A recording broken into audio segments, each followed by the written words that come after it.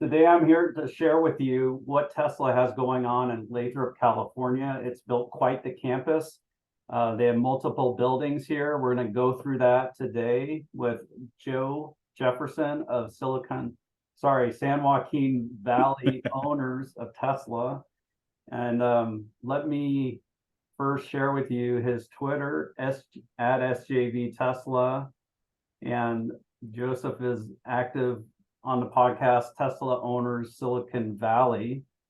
So let's say hi to Joe Jefferson. Hello, all. I really appreciate everything you're doing, Bradford. This is it's very interesting to me how most of mainstream media and some of the other analysts have slept on the fact that Tesla is growing into this massive energy company, and you've just been on it from the jump. You even came out here to visit, and and that's just impressive. The energy and time that you've put into making sure that you are understanding and getting all the research. It's pretty amazing. Cool. Thank you. So I'm going to share my screen again, and we'll hop back to the map briefly to go over it from the highest level. Tesla has a service distribution center here. I think it's mainly a warehouse for parts. So when service centers throughout the country need parts, they send them out from here. That's our guess. This building is fairly new, isn't it? It's like less than 2 years old.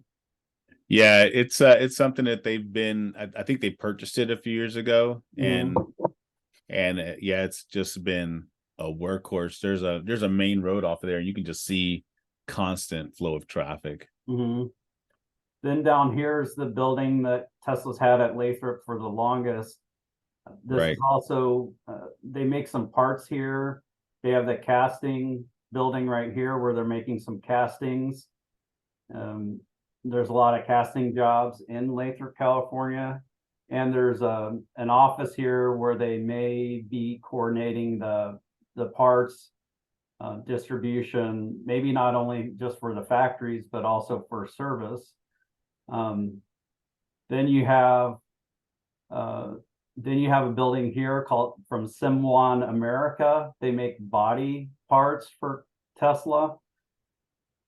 And you have some other manufacturing going on, I'm guessing for parts. And here is unlabeled, but there's a Tesla charger. There's a bunch of Tesla chargers on the west side of this building. So let's get right into the video. And Joseph, you live like 15 minutes away from.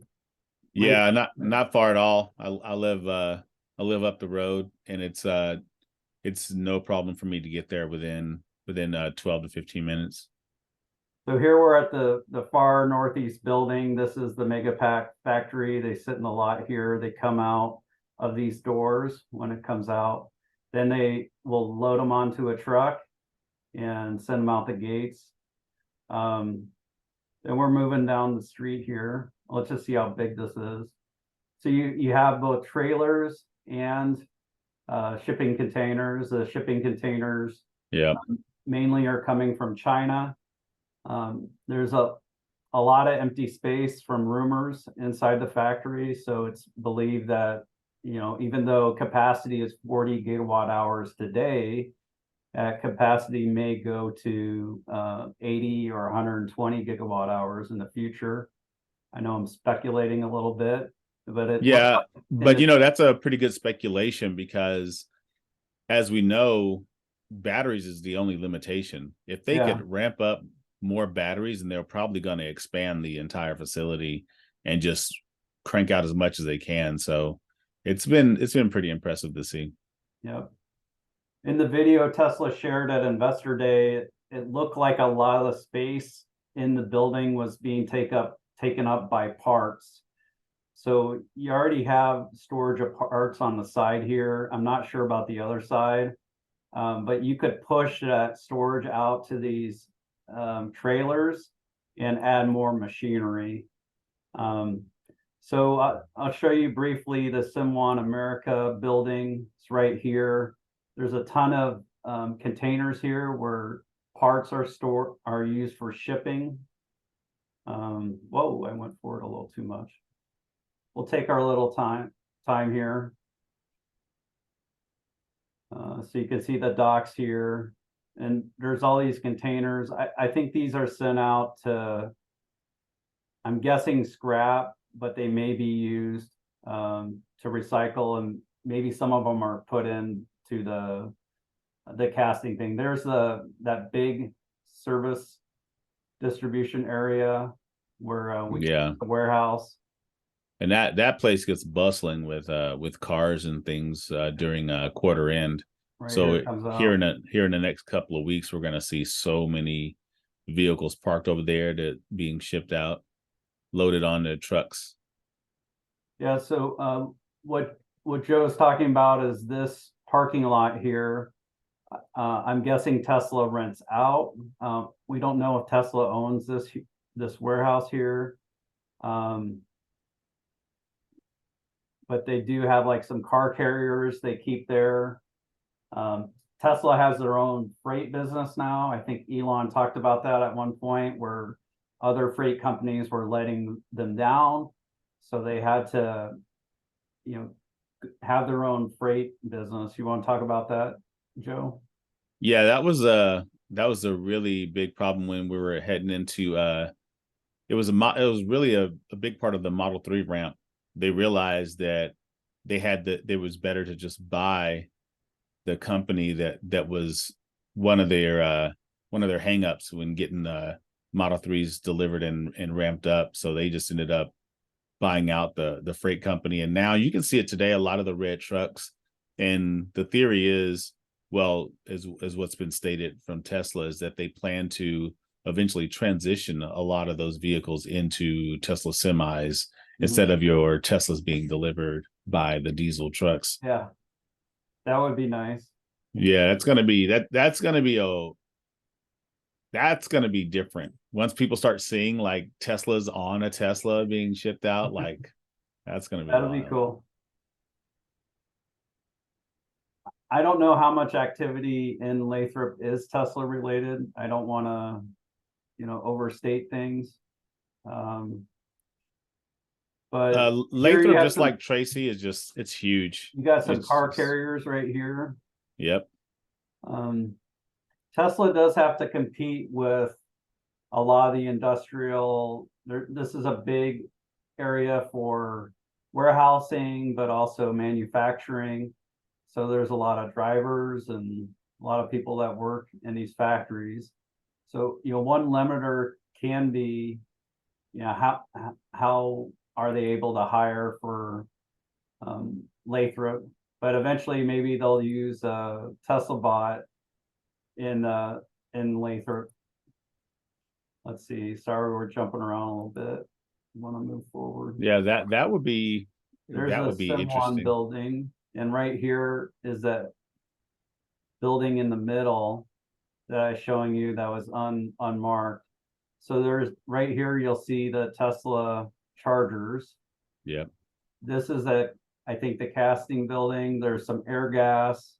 There's some kind of crusher or sorting thing here. They're stacking the part carrying things here. There's a transformer. I believe they make parts here. I'm guessing they make parts here as well. You see some containers here. Tesla's charging. Yeah, it's the fact that, I mean, this has been one of the things that have been, like I said, slept on until you really started to delve into it. People didn't realize, like, I mean, I have so many friends that work at Tesla through this area, and their whole thing is, I mean, you just don't realize how much Tesla has. I mean, Fremont, yeah, of course, people know about Fremont, but man, once you really start to realize, like, they have all these little warehouses all over the place where they store vehicles and work on things that people are just unaware of. I mean, look at that. That's like a full production of like everything right there. was pretty windy this day. This was shot on March 19th, 2023. And we did see something interesting over here. We're asking Monroe to look at it. Corey Steuben with his casting parts expertise. He knows what casting's what when he looks at it. Hopefully they share that. These are for moving parts. This is where we saw the castings. So I have some other videos of that. We may share. Hopefully we debut it with Monroe again. Yeah. Here's some chargers. Supposedly that's more for executives. When Tesla executives come here, I would understand why, you know, high-level Tesla executives would come to Lathrop. It's almost like maybe they're not making things at a gigafactory scale, but these operations are so complex and so wide spanning that you could almost call it Giga Lathrop. Yeah, I mean it's such a massive footprint that they have that people aren't even aware of. Like, I mean, of course it's spread out like how Fremont is, and it looks really discombobulated, but I mean they have so many people working over there and so many processes that they do in different aspects. I mean, you got to remember they make their own seats, they do their own glass. You know, I mean, there's a lot happening in a lot of these buildings. Yep. So all the interior panels. I was pointing to it earlier. So there's a service distribution, there's the Megapack Factory, and I invented a new term for the name of it. I wonder what you think. I'm calling it the Megapactory Lathrop. There it is. Hashtag Megapactory. Or maybe you just call it Mega Lathrop. And you know, there's Sim One, there's those two buildings there, and there's a building we were just talking about. You're not sharing the screen. Oh, I think we're good. So let me go back to you, Joseph. What's the energy like at Lathrop? You know, what are you thinking about it? Curious what's on your mind when it comes to that and Megapack. I mean, it's constantly growing, right? I have so many people like that are getting hired. They're always hiring. They're always like looking for people. So I mean, it's like Lathrop has become like a little Detroit. You know what I mean? Like you just people know like, okay, well, I can always work at Tesla. You know what I mean? Like, you know how back in the day it was like, well, at least I can always go work at General Motors or whatever. And I think it's just become like that whole thing. They pay well, people love to pay. You get your options, you know what I mean? And a lot of the benefits are available from day one. I mean, there's just a lot that is unspoken about Tesla that people don't realize, like how good of a company it is for just the simple things. Like you get a job and most times you're waiting 90 days to get your benefits. But with Tesla, on day one, your benefits are in effect. And so I think that goes a long way with a lot of people. Like I said, they're just always hiring. I mean, this area is just like booming. I think even Amazon has two factories here, not factories, but they call them distribution centers. So they got two of those here out in this area. So it's just, I mean, the area's just been growing over the past like 2 years. Yeah. One wasn't enough, huh? One wasn't enough. I mean, it's pretty wild. Their biggest one for North America is in Tracy, which is like another 15 minutes past Lathrop. Let's show Tracy. So this is good context for people. San Francisco's over here, Fremont's here. Yep. And it used to be that Tracy was where people would live and then they commute to San Francisco. But that's starting to get more expensive, and that's getting pushed out to other areas like Modesto and Yeah. Stockton, things like that. So, here's where Tracy is. So Lathrop's in a really good spot where there's a lot of people who live here who may have been commuting all the way to Fremont or San Francisco, doing a long commute. Now they can go to Lathrop and be at the center of the universe there. And you can tell once you start to look at the supercharger infrastructure, right? You can start to see like 99 and 5 of just, I mean, the ramp up of superchargers on the 99 alone has just been insane. Like it just keeps growing and growing. We got 2 in Stockton. Mm-hmm. One, you see the Murata up there past Stockton. There's one there. Mm-hmm. You got Manteca. There's 2 there, and Modesto. Like, I mean, it's just constantly going. Turlock has a supercharger. Any service station nearby, service center? There's one in Stockton. Okay. Yeah, there's Stockton right there. There's another, well, it's further up north, but I think the closest one after that would be Fresno, and then you have Sacramento, Elk Grove area, yeah. Mm-hmm. So I mean, nothing's let's like show the port of Stockton here. Let me just put it in here so it zooms in. So, we've seen Megapacks go to the port of Stockton, but that's not necessarily all they're going to. I think sometimes they may just haul them down to LA or whatever. right.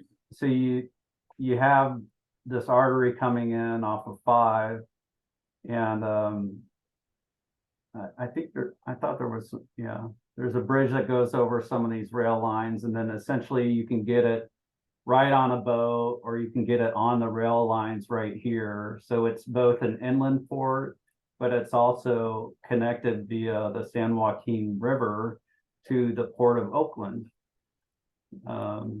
And the Port of Oakland's pretty big time port. Yep. Where are we at here? Is Oakland over here?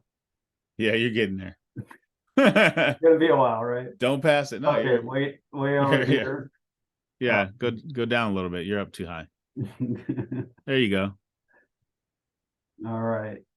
So it comes all the way around and it hits the Port of Oakland. Yeah. Okay.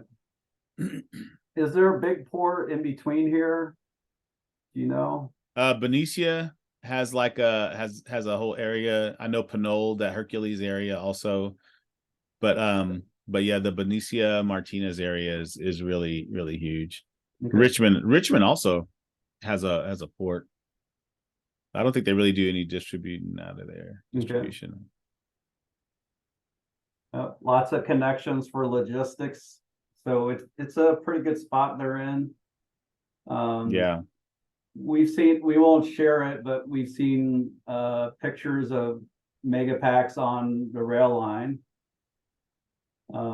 Pretty wild. Yeah. I mean, it's just expanding so fast. I mean, like I remember years ago when they first started talking about the Megapack and everything. It's just like everything's like a pie in the sky idea when it comes to Tesla, right? You're like, oh, they can't. There's no way. And here we are. Yeah, it's just Tesla just becoming an energy company, and people are just sleeping on it until it hits them over the head.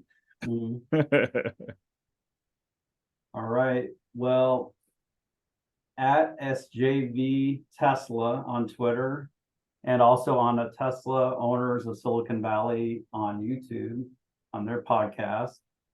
And excited for you to join me. Excited for the help you've given me when I was out there, and hooking me up with the drone enthusiast in your club. And yeah, hopefully we see more from him soon. There's a nearby solar project that's really big. Let's see if I can find it. Do you remember what it's called, Joe? It's in Patterson. So there's actually more than one solar project they have going on in Patterson right now. It's pretty, there's a solar and a Megapack going on, and then they just inked the deal for 147 megapacks, I think it was, for Patterson as well, with the solar. So that's it. I mean, it's Tesla is just not playing around. And of course, these are things that aren't really well publicized and well known, but when they pop up, it's just like, man, you just don't even realize like everything that they're doing, and people are just sleeping on it. But man, when it all starts to come to a head, like I think like even like 2-3 years from now, you're gonna really start to see the effects of everything. A little past Patterson, there's this solar project going up near this landfill called Fink Road Landfill. Yeah. Let me see if I could see the sign. The name of that project is called Proxima. Let me see if I can find that real quick. Proxima. Yeah. A little bit past Patterson, you said? Yeah. Wow, that's nice. It's a NextEra Energy project. So on their website, if you go to Proxima Solar Project, and I'll share this real quick. I can't believe there's not, like, our area gets a lot of sun, but Bakersfield is really so much open, flat plain of area. Oh yeah, NextEra Energy. So it talks about 150 megawatts of battery energy storage. So Yes. to me, that says 75 or more megapacks, because they give about 1 or 2 megawatts of power. I'm a little fuzzy on that, but so that's a lot of megapacks, and essentially it's just going right down the I-5 from Lathrop. Yep. Right here. So thank you. Just ever growing. Yeah, Lathrop, California. It's a big deal. And appreciate you very much, and looking forward to heading out there again. I recently watched the Megapack Factory for 6 days. Yeah. To kind of estimate what their production is, essentially 24/7. So that's a lot of time, and I was wanting to see if the rumor from Electrify from Dylan Loomis of 12 megapacks a day, whether or not that was true, and how close are they to that, whether that was aspirational or not, high or low. So I'm looking forward to sharing that with you all soon. So that, stop the recording here, but